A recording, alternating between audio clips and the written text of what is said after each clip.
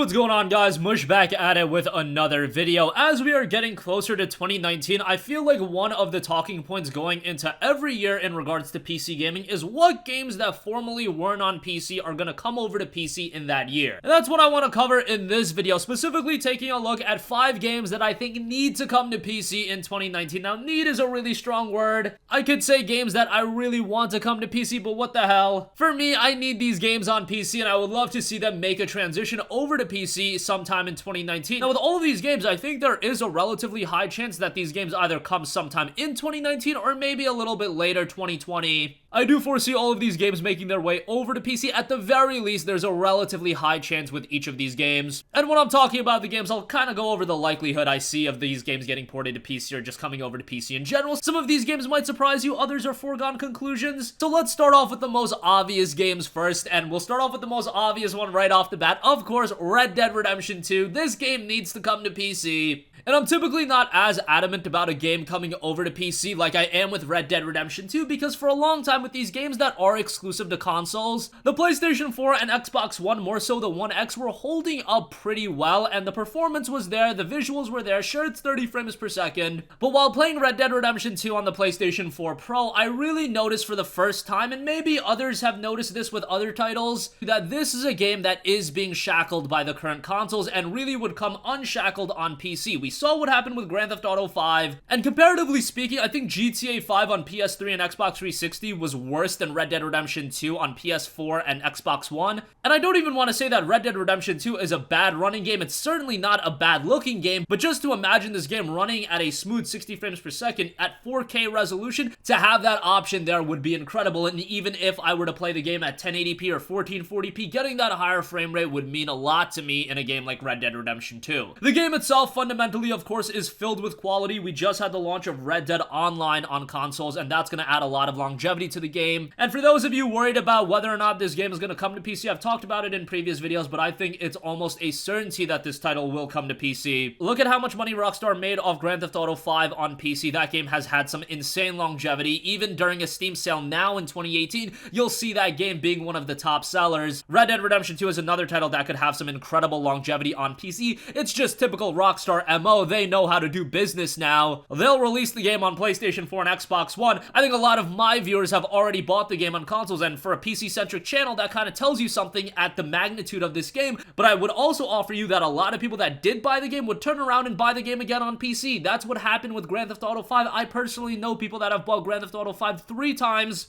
And of course, Rockstar and Take-Two noticed that in their bank accounts, and I'm sure they're going to notice the same with Red Dead Redemption 2, but at some point, I do foresee this game coming to PC, hopefully in 2019. Next, you guys know that I love my JRPGs, and while Square Enix has been making a big impact on PC with their JRPG releases, Dragon Quest, all of the Final Fantasy titles, we are, of course, missing one of the most iconic Square Enix JRPG franchises, and that is Kingdom Hearts. Not only do I want to see Kingdom Hearts 3 come over to PC in 2019, we need the full Kingdom Hearts collection. That means 1.5, 2.5, as well as 2.8. As far as games go, that's Kingdom Hearts 1, Kingdom Hearts 2, Kingdom Hearts Birth by Sleep, Kingdom Hearts Dream Drop Distance, Raid Chain of Memories, and there's a couple of other titles included. There's a lot to the Kingdom Hearts franchise, and I do know that if Kingdom Hearts 3 came over to PC standalone, it wouldn't be a big deal, because of course on PC we do have a little thing called emulators, and we could play Kingdom Hearts 1 and 2, but I would love to get that definitive experience. Those games crafted again for a PC release, and if you were to bundle all of the Kingdom Hearts games, the classic games that is, release it on PC, say price it at $39.99 or even a $49.99, I think a lot of people would pick it up, and then seeing Kingdom Hearts 3 sometime after that, and you can release that game, of course, at a full $60. I think a lot of people would snag it. Now, what is the likelihood of Kingdom Hearts 3 coming to PC? I think very, very good. Square Enix has been a lot more open to PC gaming. Again, they've ported the majority of their big Japanese franchises over to PC. Dragon Quest, Final Fantasy. We even had releases like Secret of Mana. The only thing we're missing is Kingdom Hearts, and I could understand why they want to get Kingdom Hearts 3 out first, because this is a game that's been in development for so long, and then they'll worry about a PC release. How likely is it that we see Kingdom Hearts 3 in 2019? I want to say very likely, likely, but I could also see this being a not likely scenario for 2019, but rather 2020. If you look at the development window for Final Fantasy 15 Windows Edition,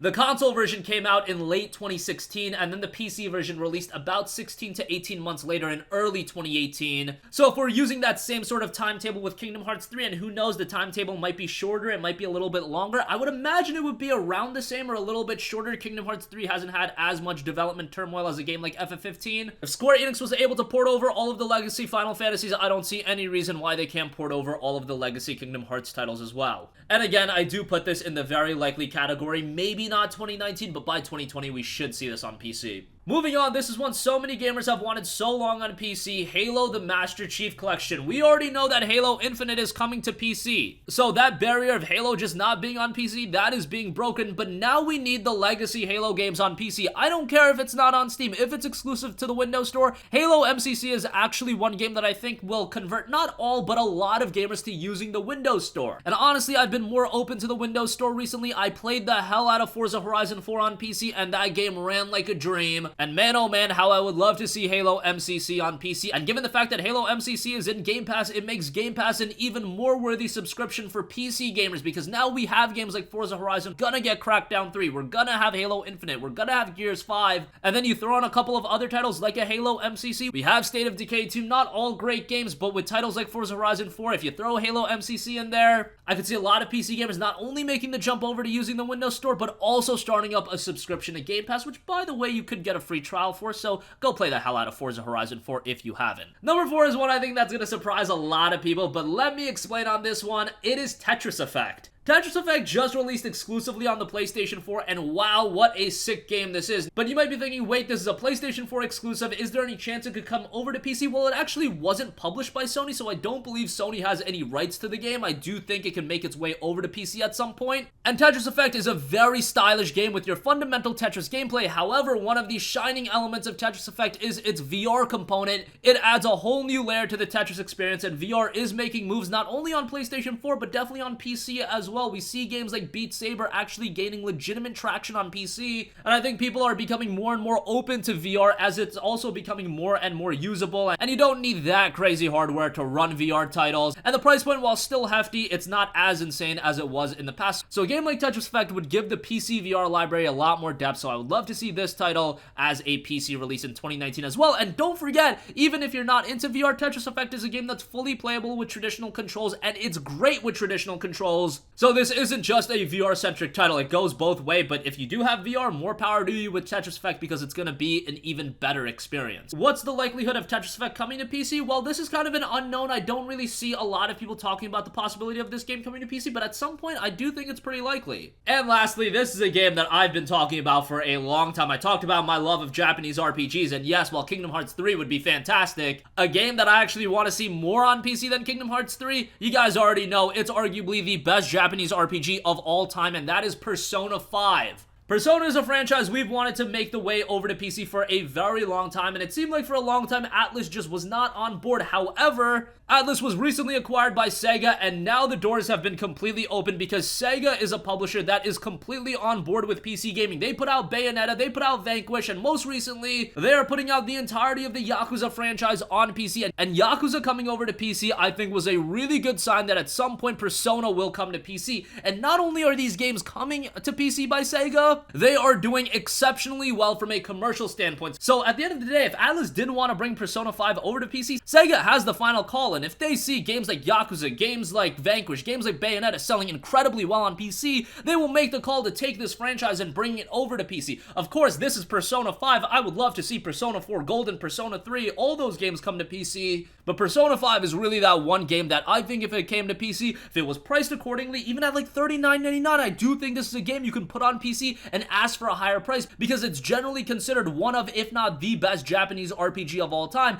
In these scenarios, you can price the game a little bit higher and you can make more revenue out of it. And of course, PC gaming being all digital downloads, I'm sure Sega is making a killing off all of these releases. And what's amazing about Sega, really, and I talked about pricing a little bit, but they've really nailed the pricing on their PC releases. Bayonetta, $20, Vanquish, $20, and it was really surprising with Yakuza 0. I did not think that was going to be a title that would be priced at $20, but lo and behold, it was priced at $20. They even had like a pre-order discount, so they're getting the pricing down. And Sega's down to release these games at low prices, and I'm the one that wants Persona 5 so badly that I'm going to the point of, hey, even price this game a little bit higher if you want to make extra revenue. I just want the damn game on PC. And I think a lot of you guys would want it too. I do think out of all of these games, this is the lowest chance of coming to PC. I would still put it at the north of 50% range, just because Sega titles are doing so well on PC, and if people keep buying Yakuza, if people keep buying titles like Vanquish and Bayonetta, gaming is a business, and at some point they would have to think, hey, Persona would probably sell really well on PC, so why don't we make it happen? So that's gonna conclude this video. I think I gave a lot of solid reasoning with all of these titles, but let me know your guys' thoughts. Definitely interested to hear what you guys think and what games you'd like to see come over to PC. Now, I did exclude a lot of glaring titles, like a lot of the Sony first-party games, a lot of the Nintendo first-party games, just because I've already pretty much accepted the fact that there's a 0% chance that those games are coming to PC anytime in the near future. They're gonna remain exclusive. It's not like a Microsoft scenario where Microsoft has their own platform where they can release their games and reap all the rewards. With Sony and Nintendo, they want to get you to their console, so I can understand from that point of view. That's why I'm not pointing out games like Marvel, Spider-Man, or God of War, even though they would be really cool on PC. That's gonna conclude this video, guys. If you have a request for a future video, you can always leave that in the comment section down below, and I will catch you guys in the next one. Peace out.